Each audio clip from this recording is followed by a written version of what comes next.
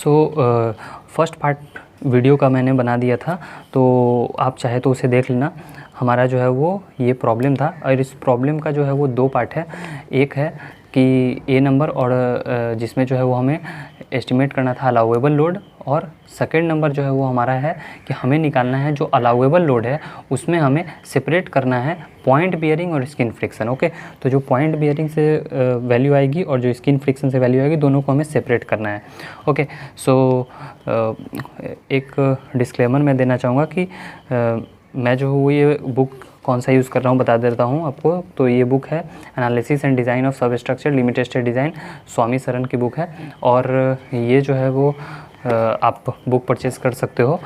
और मैं अगर पब्लिशर इसके वीडियो देख रहे हैं तो सॉरी, मैं आपका कोई भी मीन्स ज़्यादा पब्लिसिटी के लिए नहीं कर रहा हूँ, मीन्स थोड़ा सा स्टूडेंट्स लोग को समझ में आए इसलिए ये वीडियो बना रहा हूँ। अगर आपको इस वीडियो से कोई भी प्रॉब्लम होती है तो आप जो है वो अबाउट सेक्शन में जाके मुझे ईमेल कर सकते हैं, मैं वीडियो को डिलीट कर दूंगा। ओके, और प्लीज़ कॉपीराइट ये सभी क्लेम मत कीजिएगा, केस ये सब। ओके, चलिए तो प्रॉब्लम में आगे बढ़ते हैं। तो इसमें देखिए कि हमारा जो है वो ये प्रॉब्लम है। ओके, ये वाला प्रॉब्लम है, और इसमें जो है वो लोड वर्सेस हमें क्या करना है कि हमने इससे पहले पार्ट 1 में जो है वो निकाल लिया था हमने कि हमारा जो है वो अलाउएबल लोड 296 आ रहा है। अब हमारा जो है वो मेन टारगेट है कि अगर एक पाइल होता है तो पाइल में जो है वो दो टाइप की जो है वो फोर्सेस वर्क करती हैं मेनली। जैसे ये अगर पाइल हुआ तो इसमें जो है वो दो टाइप की फोर्सेस रहती हैं, एक इसकी नीचे से जिसे हम पॉइंट बियरिंग कहते हैं। ओके, और इसकी जो है वो एक साइड फ्रिक्शन। ओके, ये साइड से, तो जिससे वो जो है वो हम लोग साइड फ्रिक्शन कहते हैं। तो अगर टोटल लोड Q है तो Q हमारा हो जाता है Q ऑफ बेस, या फिर आप बियरिंग बोल दो, और Q ऑफ स्किन। ओके, तो हमें जो है वो ये सेपरेट करना है। तो ये 296 तो हमें वैल्यू ऑब्टेन हो गई, लेकिन ये हम लोग कैसे ऑब्टेन करेंगे कि जो है वो बियरिंग की वजह से कितना आ रहा है, पॉइंट बियरिंग की वजह से कितना आ रहा है, और स्किन फ्रिक्शन की वजह से। तो ये हमारा जो है वो सेकंड प्रॉब्लम का मेन टारगेट है। तो अब हम लोग देखते हैं कि इसके लिए हमें क्या करना होगा। तो सबसे पहले हमें जो है वो ये आप इस टेबल को देखें, टेबल में जो है वो क्या है कि load versus total settlement, net settlement और इलास्टिक रिकवरी। इधर के पार्ट को अभी आप भूल जाएं। ओके, इधर का पार्ट अभी मत देखें, यहाँ तक आप देखें, ये आपका प्रॉब्लम है। ओके, जो कॉलम नंबर 1, 2, 3 में लिखा गया हुआ ये प्रॉब्लम है। तो आपको प्रॉब्लम 4 कैसे ऑब्टेन होगा, तो सिंपल सा आपको जो है वो सब्सट्रैक्शन कर देना है, total settlement minus net settlement. तो इस दोनों को अगर आप माइनस कर देंगे 1.35 माइनस 0.36 तो आपको 0.99 आ जाएगा। सिमिलरली आपको जो है वो सारा वैल्यूज ऐसे ही निकल के आ जाएगा, 64 माइनस 55.2, तो ये आपको इतना वैल्यू आ जाएगा। आई होप कि आपको इलास्टिक रिकवरी का पता चल गया। इसके बाद आपको एक कर्व ड्रॉ करना है जो कि लोड वर्सेस इलास्टिक रिकवरी के बीच में जो है वो प्लॉट करती है।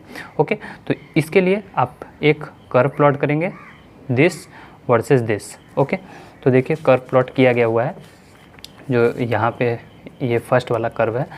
थोड़ा सा मैं इसे जूम करके आपको और दिखा देता हूँ। तो देखो ये वाला जो है वो कर्व है। अब इसमें आपको क्या करना है कि हमें 2-3 ट्रायल करने होते हैं। ओके, तो हर ट्रायल में हमारा जो है वो डेल्टा एल जो है वो चेंज होगा। तो फर्स्ट ट्रायल में हम ट्रायल 1 जो होगा, तो ये ट्रायल 1 में हम delta L equal to 0 assume करते हैं, और लेकिन नेक्स्ट ट्रायल के लिए हमें डेल्टा एल की ज़रूरत पड़ेगी। ओके, हर लोड के लिए फॉर डिफरेंट लोड केसेस, जैसे फॉर 150, 200, 250, तो उस केस के लिए हमें डेल्टा एल का वैल्यू निकालना पड़ेगा। तो वो हम लोग कैसे निकालेंगे, उसके लिए हमें क्या करना होगा कि एक फार्मूले का यूज़ करना पड़ेगा, और वो फार्मूला है ये वाला। ओके, ये वाला formula, delta L equal to Q minus QS/2 into L/A।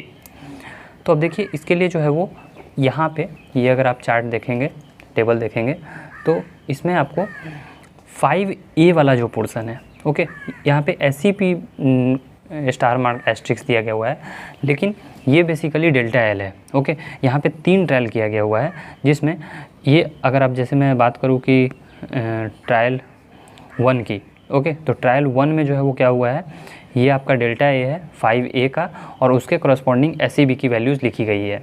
Okay, फिर जो ट्रायल 2 हुआ, तो ट्रायल 2 में जो है वो डेल्टा एल की वैल्यू ये 5B में है, और इसके करस्पॉन्डिंग जो है वो हमें SCB की वैल्यू 6B में आई, और ट्रायल 3 में हमारा डेल्टा एल ये है और उसके करस्पॉन्डिंग SCB की वैल्यू ये आई। ओके, अब एक इसमें एक चीज़ देखें आप कि सबसे पहले ट्रायल 1 में हमें डेल्टा एल ये वाली वैल्यू कैसे आएगी 0.69। तो इसके लिए हमने प्लॉट किया है लोड वर्सेस इलास्टिक रिकवरी की कर्व, और उसके बाद हमने डेल्टा एल का फॉर्मूला अप्लाई किया। तो ये वाला हमारा प्लॉट है, ओके, ये वाला प्लॉट है। और इसमें जो है वो देखिए आपको क्या करना होता है कि ये हमने पहले कर्व ड्रॉ कर दिया, ये वाला कर्व आपको दिखाई दे रहा होगा, ये कर्व ड्रॉ कर दिया, और जो लास्ट पोर्शन ऑफ कर्व होता है उसके जो है वो पैरेलल हम लोग एक टेंजेंट जो है वो ड्रॉ करते हैं, ओके। हम लोग इसके पैरेलल एक टेंजेंट ऐसे ड्रॉ करेंगे, और इस टेंजेंट के पैरेलल जो है वो आपको एक ऑरिजिन से पास करता हुआ लाइन भी ड्रॉ करना होता है, ओके। जैसे अगर आप इसे टेंजेंट को ड्रॉ करेंगे तो ये कुछ ऐसा दिखाई देगा ना, ओके। ये वाली लाइन यहाँ से ऐसा एक लाइन जाएगा, और इसी के पैरेलल आपको एक लाइन ड्रॉ करना पड़ता है जो कि ऑरिजिन से पास करे, और फिर आपका जो है वो ये जो लाइन होता है ये हमारा QS और QP को डिवाइड कर देता है दो पार्ट में। तो जो लेफ़्ट वाला पोर्शन होता है QP होता है, और जो राइट वाला पोर्शन होता है QS होता है, ओके। मैं इसे रिपीट कर दे रहा हूँ कि पहले आपको क्या करना है, पहले आपको ऐसे सॉरी ये उल्टा होता है, ऐसे यहाँ पे करता हूँ, ये आपको लोड वर्सेस इलास्टिक रिकवरी की आपको जो है वो कर्व सपोज़ कि आपने ऐसा ड्रॉ किया। फिर आपको क्या करना है कि ये जो लास्ट पोर्शन है, लेटर पोर्शन पे आपको एक टेंजेंट ड्रॉ करना है, ओके। फॉर सपोज़ कि मैं यहाँ पे एक टेंजेंट ऐसे ले लेता हूँ, ये ऐसा टेंजेंट होगा। अब इस टेंजेंट के पैरेलल यहाँ ऑरिजिन से पास करता हुआ आपको एक स्ट्रेट लाइन खींचना है, ओके। तो जैसे इसके पैरेलल ये एक स्ट्रेट लाइन लग रहा है कि होगा, तो ये जो लाइन होगा, इस लाइन के जो लेफ़्ट वाला पोर्शन होगा ये हमारा QP देगा, और इधर के राइट साइड वाला हमारा QS देगा।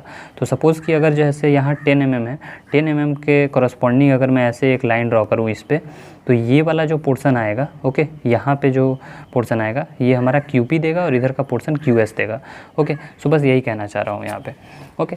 तो वही यहाँ पे देखें आप कि ये वैल्यूज़ हमें कैसे मिल रही है। फॉर सपोज़ कि ये जो है वो 0.69 कैसे आएगा, तो उसके लिए हम लोग ये वाला फार्मूला यूज़ करेंगे, Q - QS/2 × L/AE, ओके। तो कैलकुलेटर में हम लोग जो है वो इसे पुट कर लेते हैं, लेकिन Q - QA अभी हमें नहीं मालूम है, लेकिन और सभी डेटा हम पुट कर लेते हैं जो कि हमारा E, A और L का है। तो उसके लिए जो है वो नीचे में हम लोग डाल देते हैं 2.8 × 10⁻⁷ इंटू सिर्फ π/4 इंटू 0.25 स्क्वायर और इंटू 10। अब देखिए इसमें जो है वो QP, QS और Q और QS कैसे निकालेंगे।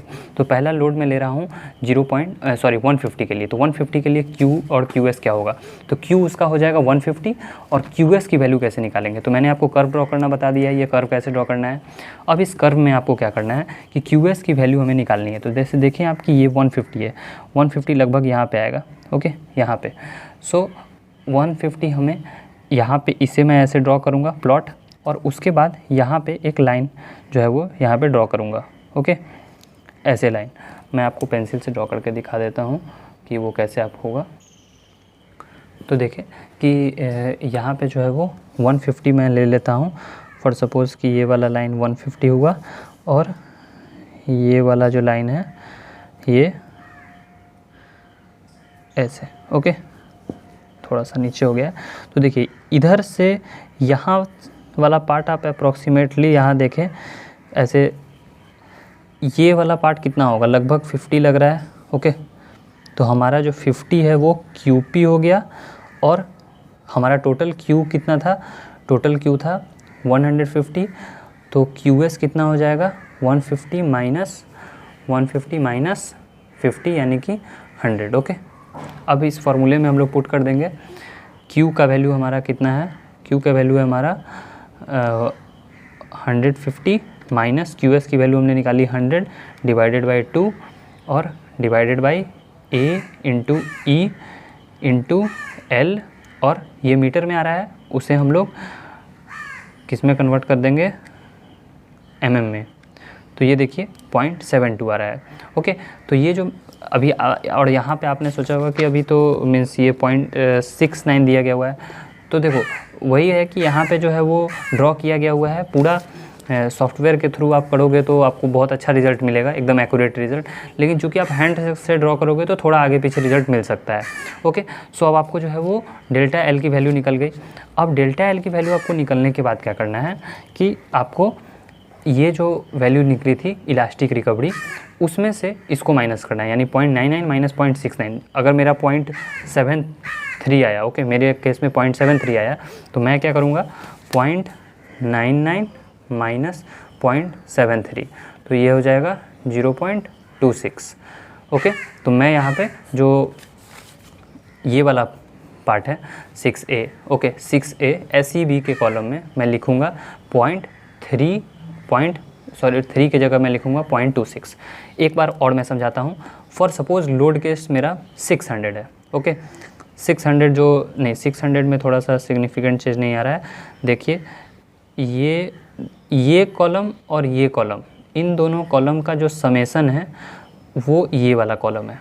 आप देखो लो 1.2 plus 0.73 is equals to 1.93, this plus this is equals to this. Okay, तो पहले हमें ये निकालना है जो कि डेल्टा एल है बेसिकली, और elastic recovery minus delta L हमारा SEB आ जाएगा। ओके, सो नेक्स्ट एक मैं आपको और एग्जांपल दिखा देता हूँ। फॉर सपोज़ कि जो जिसमें सिग्निफिकेंट चेंज आपको दिखाई दे वो मैं बताता हूँ। तो 650 वाला लेते हैं, ओके, 650 के लिए लेते हैं। तो अगर सपोज़ कि 650 के लिए मैं ड्रॉ करता हूँ, तो देखो 650 में कैसे आएगा। 650 यहाँ पे होगा, ओके, 650 हमने यहाँ पे लिया, इसको हमने एक लाइन ड्रॉ किया ऐसे, ये पॉइंट है, इस पॉइंट को मैंने यहाँ से मैच किया। अब देखो इसमें जो ये वाला पार्ट है, इतना पोर्शन हमारा जो है वो इधर से इधर का पोर्शन हमें QP दे रहा है, और यहाँ से यहाँ का पोर्शन QS दे रहा है। तो आप देखो कि 650 में अबाउट 375 मैं ले लेता हूँ कि QP है। ओके, मैं ले लेता हूँ कि 370 QP हमारा ले लेता हूँ मैं 375। तो QS कितना हो जाएगा, QS हो जाएगा 650 माइनस 375। ओके, तो 650 माइनस 375 275, ओके, तो 275।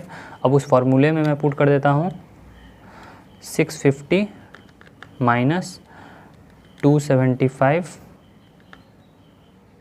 By 2 by AE into L, और यूनिट मेंटेन करने के लिए मैंने 1000 से मल्टीप्लाई कर दिया।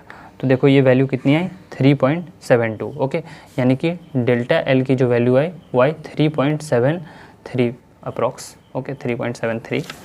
और देखिए यहाँ पे कितनी मैच कर रही है, यहाँ पे देखिए मैच कर रही है 3.78। ओके, और मैंने कितना निकाला है 3.73, तो अप्रॉक्स सेम आ रहा है। अब इसमें SEB की वैल्यू क्या हो जाएगी, SEB की वैल्यू हो जाएगी जो यहाँ पे वैल्यू थी 8.8 माइनस 3.8 माइनस 3.73। तो अगर मैं अपने केस के लिए निकालूँ तो 8.8 माइनस 3.73, तो ये आ गई 5.07। ओके, सो ये SEB की वैल्यू में मैंने लिख दिया 5.07। ओके, सो ऐसे जो है वो ये वाला कॉलम बना। आपको समझ में आ गया 5A कैसे आ रहा है और 6A कैसे आ रहा है। तो ये आपको हर लोड के लिए निकालना होगा। ये जो मैंने सिर्फ एक के लिए किया है इतना, ओके, 2 लोड के लिए मैंने ये सब इतना किया है, आपको हर लोड के लिए इतना कैलकुलेट करना पड़ेगा। ओके, जो लोड के लिए वैल्यूज़ दी गई हैं उन सभी लोड के लिए। ओके, सो आई होप कि इतना तक आपको समझ में आया। इसके बाद जो सेकेंड ट्रायल करेंगे आप, तो सेकेंड ट्रायल में आपको जो है वो एक फिर से ग्राफ प्लॉट करना पड़ेगा, और सेकेंड ग्राफ प्लॉट होगा हमारा elastic recovery load versus SEB। Okay, load versus SEB। तो ये आपको पता होना चाहिए कि सेकेंड हमारा ग्राफ किस में प्लॉट होगा, लोड वर्सेस 6A, ये वाला। Okay, column number 1 and 6A, इसके और इसके बीच में ग्राफ प्लॉट होगी। ओके, तो ये हमारा ट्रायल 2 हो जाएगा।